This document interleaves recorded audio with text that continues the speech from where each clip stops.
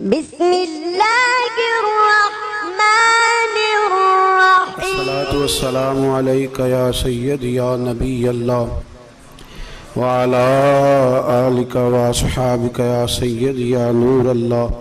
अल्लाहुम्मा सल्लि अला सय्यदिना व मौलाना मुहम्मदिन मादनिल जूद वल करम व आलिहि व बारिक वसल्लिम।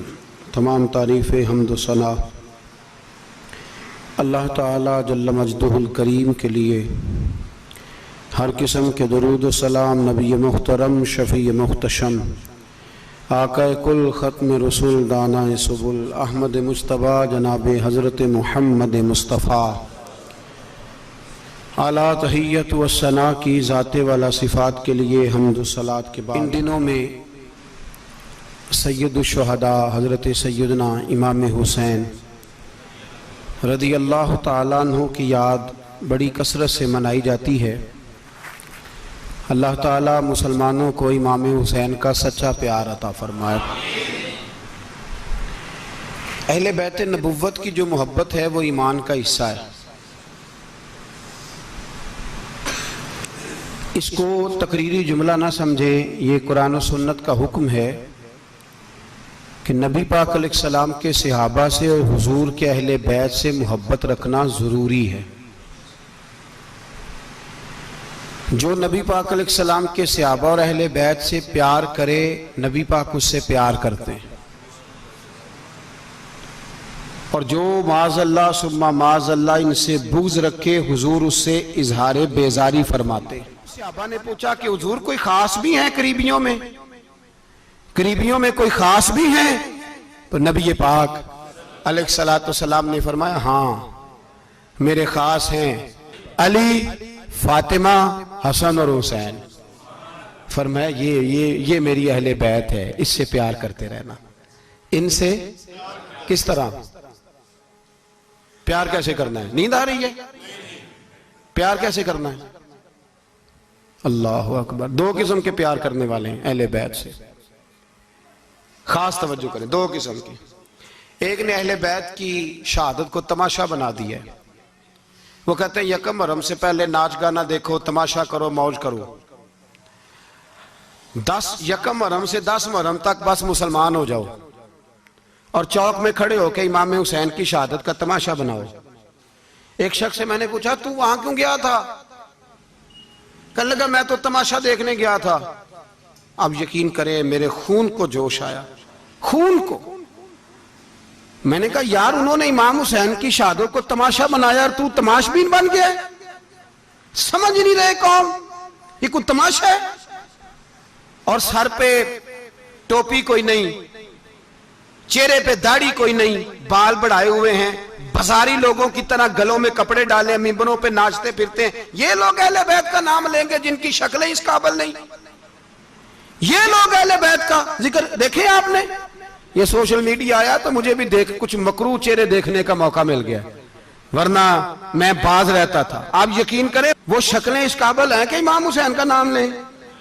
आप यकीन करें मैं ऐसे ऐसे चेहरे देखता हूं कि मेरा दिल नहीं करता ये सैयदा पाक का अपनी नाम से जुबान से नाम ले, तबीयत नहीं मानती। जिस आदमी ने सर नंगा किया हुआ देखिए ना आपने सोशल मीडिया पे, ऐसे ये इस काबिल है दयानतदारी से मेरी रियायत ना करना। ये शक्ल है इमाम हुसैन का नाम लेने वाली, और बीबी पाक का नाम जिससे मर्जी सुन लेते हो। मैं तो बंद कर देता हूँ, बंद कर यार, इसका चेहरा ही नहीं इस काबिल के इससे हजरत फातिमा का जिक्र सुना जाए। इसको पता ही नहीं कैसे नाम ले रहा है हजरत फातिमा का। कुछ नात खाएं वो नाच नाच के हजरत फातिमा का जिक्र, शर्म करो। पता ही नहीं किसका नाम ले रहे हो, पता ही नहीं किसका जिक्र कर रहे हो। ऊंचा बोलना, दाद देना, ये करना, उठ के खड़ी, ये तमाशा है कोई अहले बैत का जिक्र? पता ही नहीं किसका तज़किरा कर रहे हो। जानते हो ये कौन है? सुबह कयामत मेरे नबी पाक अलैहिस्सलाम ने फरमाया रब हुक्म देगा कयामत के दिन, वली, नबी, गौस, कुतुब, अब्दाल आंखें बंद करे, नजरें झुकाए, सर झुकाए, या अल्लाह क्या होने वाला है? फरमाया मोहम्मद की बेटी फातिमा की सवारी गुजरने वाली है, रसूल की शहजादी गुजरने वाली है, नजरें झुकाओ। पता ही नहीं ये कौन है, किसका जिक्र कर रहे हो, और नाचते फिरते हो, खबर ही तुम्हें। मेरे दादा मुर्शद मुफ्ती आज़म हिंद मौलाना मुस्तफा रज़ा खान आला हजरत के छोटे बेटे, उनका एक मुरीद अपने किसी दोस्त से कहने लगा मेरे पीर मुफ्ती आजम है। उसने कहा तुम सुन्नियों का तरीका है, जिसको बनाते हो आजम ही बना देते हो, इमाम तो आजम, आला हजरत तो आला हजरत, मुफ्ती तो मुफ्ती है, तुम्हारा तरीका है। उसने कहा नहीं, मेरे पीर वाकई बड़े आलिम है। उसने कहा मैं जाऊंगा, ऐसा मसला पूछूंगा तेरे पीर को जवाब ही नहीं आएगा। वो साथ ले गया।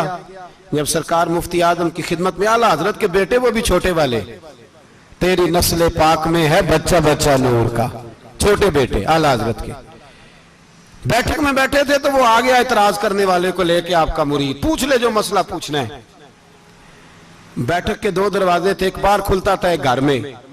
बैठे सलाम कलाम के बाद कैसे आए हो, कहा हुजूर ये कोई बात पूछना चाहता है। और वो रास्ते में कह रहा था मैं ऐसा सवाल पूछूंगा तेरे पीर को जवाब ही नहीं आएगा, रास्ते में ये बातें करता आ रहा। कहा पूछो। उसने पूछा, कहने लगा जी बताइए नबी पाक अलैहिस्सलाम की चारों बेटियों के नाम क्या हैं। तो मुफ्ती आजम हिंद उठे, जो दरवाजा अंदर खुलता था उस कमरे से अंदर चले गए। वो इतराज, तनकीद आसान होती है, तामीर मुश्किल होती है, इतराज लोग फटाफट कर लेते हैं। कहने लगा तो तेरे पीर को तो चार बेटियों के नाम नहीं आते, वो किताब देखने चले गए, वो तो देख के बताएंगे, उनको तो नाम नहीं याद। पर क्या करे, फाजिल बरेलवी का कमाल ही बड़ा अनोखा है। ये रजा के नेज़े की मार है कि अदुव के सीने में गार। आला हजरत का रंग ही कुछ निराला है।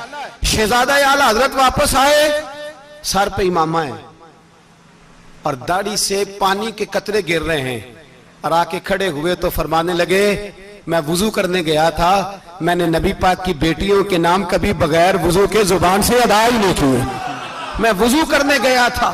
वो शख्स कहने लगा हुजूर वुजू के साथ, तो आंखों में आंसू आ गए। फरमाने लगे तुम्हें क्या बताऊं वो किस पाक घराने की शहजादियां हैं। रो पड़े, कहने लगे मेरे तो बाप का अकीदा है कि तेरी नस्ल पाक में है बच्चा बच्चा नूर का, तू है ने नूर तेरा सब घराना नूर का। मेरे में क्या करूं, मजबूरी है। हमारे बुजुर्गों ने अहले बैत की मोहब्बत का यह रंग पेश किया है। मेरे आला हजरत रहमतुल्लाह अलैह, अब मौजू नहीं था, बात कहीं और निकल जाएगी, उन्वान भी बयान करना है। पालकी में बिठा के ले जाया जा रहा था, डोली होती थी, पालकी में बिठाया जाता था उलमा को। जिस तरह बच्चियां डोली में बिठा के, तो हिंदुस्तान में एक रिवाज रहा कि उलमा को लोग पालकी में बिठा के कंधों पे उठाते थे, चार मजदूर वो डोली पालकी उठाया करते थे। आला हजरत को भी उठा के ले जाया जा रहा है। फाजिल बरेलवी ने फरमाया रख दो नीचे। नीचे रखा तो फरमाने लगे तुम्हें सैयदजादा कौन है। हुजूर क्या हुआ। फरमाने लगे मुझे रसूलुल्लाह के खून की खुशबू आ रही है, मुझे खुशबू खालस खून की खुशबू आ रही है। चुप कर गए चारों मजदूर। आपने फरमाया तुम्हें कसम हो रसूल पाक की, बताओ तुम में सैयदजादा कौन है। तो एक कमजोर शख्स उठा, कहने लगा हुजूर मजदूर से मजदूरी लेनी चाहिए, जात बरादरी नहीं पूछनी चाहिए। आला हज़रत ने फरमाया शाह जी ये आपने क्या किया, मुझे ही कंधों पे उठा लिया। लाखों लोगों का पीर और हजारों मशाइख और उलमा की आंखों की ठंडक, बरेली के इमाम जिनका कलम उठे तो वक्त के बड़े बड़े सूरमा गर्दने झुका दे। आला हजरत रहमतुल्लाह ताला अलैह पहले तो अपनी पगड़ी उठा के पैरों में बिछाई, कहने लगे तेरे नाने के नाम पे खाया है, तेरे ही कंधों पे चढ़ गया हूं, वास्ता मुस्तफा का मुझे माफ करो। तो शहजादे ने पगड़ी उठाई, कहा हजरत ऐसे तो ना कीजिए। फरमाया नहीं अभी मेरा दिल राजी नहीं हुआ। फिर उस शहजादे को आला हजरत रहमतुल्लाह अलैह ने पालकी में बिठाया।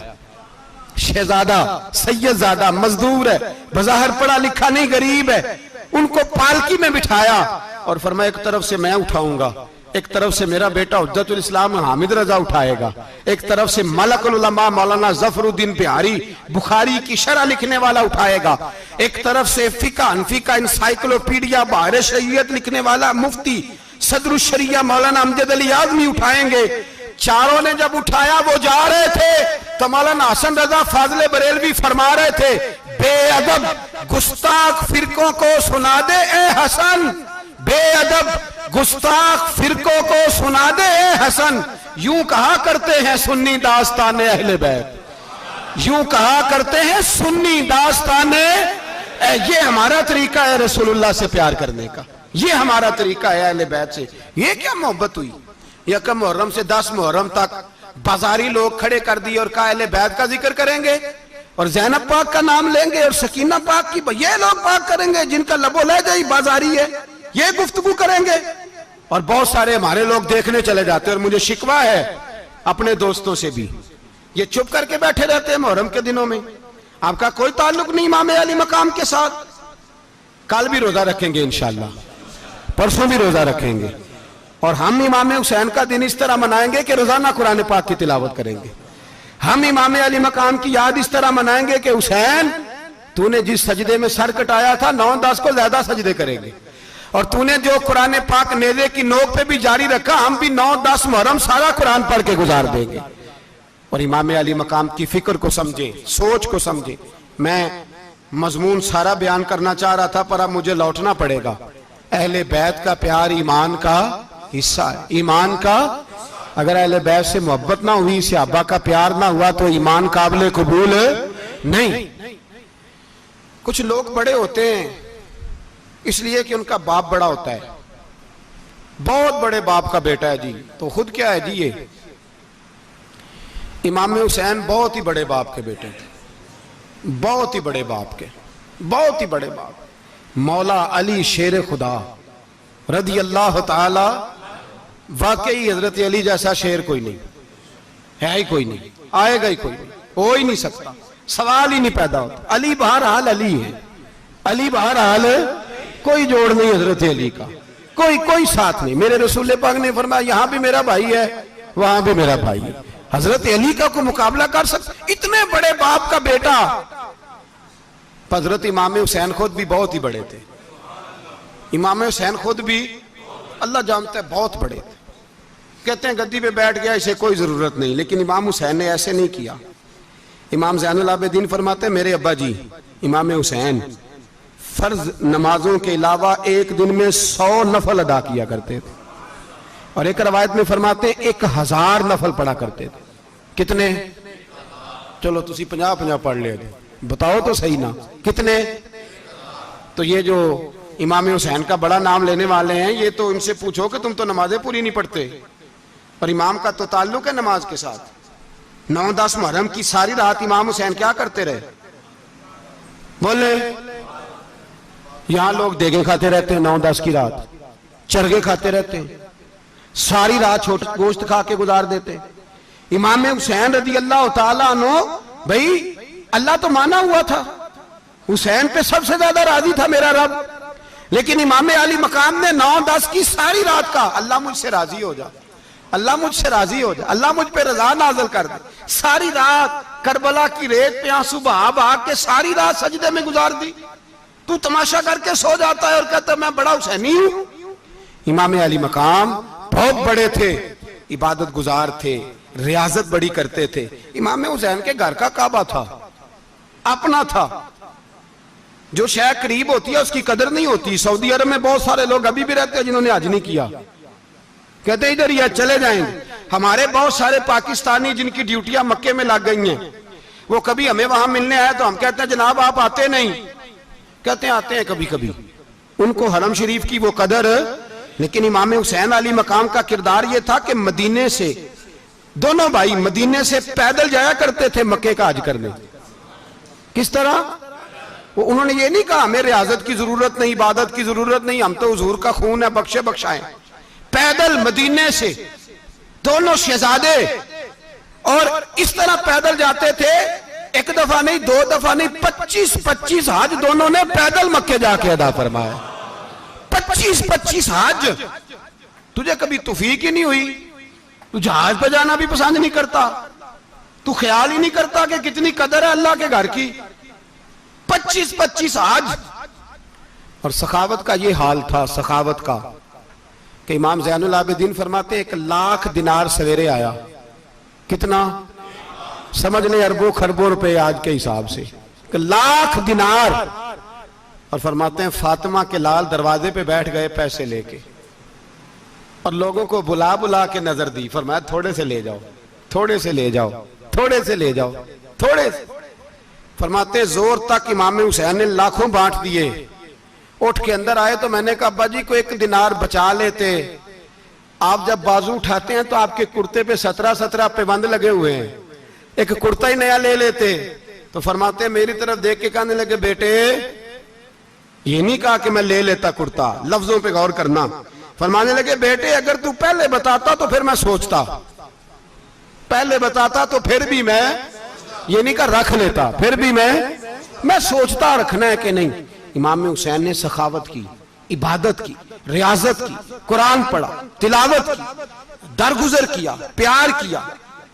इमाम हसन की बात है, एक लौंडी आई, हमारे यहाँ तो शहजादों का अल्लाह ही हाफिज है ना, शहजादे वो किसी के भी हों, ये जो हमारे सियासतदानों की शहजादे हैं ये हमने खराब किए हुए इनकी गाड़ियों के पीछे भाग भाग के, इसलिए तबाह हो गए। पीरों के शहजादे ये खराब हो गए सारे, इसलिए कि पीछे बड़ा भागते हैं। इमाम हसन के पास एक लौंडी थी, वो दूध लेके आई, दूध गर्म था, आपके ऊपर गिर गया, और वो थी भी इसी तरह की, अक्सर काम बेध्यानी में करती थी, कनीज थी घर, दूध गिरा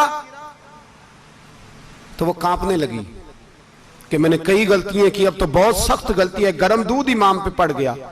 तो इमाम साहब ने तिलावत शुरू कर दी, इमाम हसन ने, वल काज़िमीन अल गैज़ वल आफीना अनिन नास वल्लाहु युहिब्बुल मुहसिनीन। फरमाया जो गुस्सा पी जाए और लोगों को माफी दे, उनसे तो अल्लाह मोहब्बत फरमाता है, इनसे तो अल्लाह प्यार करता है। इमाम साहब ने उस लौंडी को फरमाया जा तो अल्लाह की रजा के लिए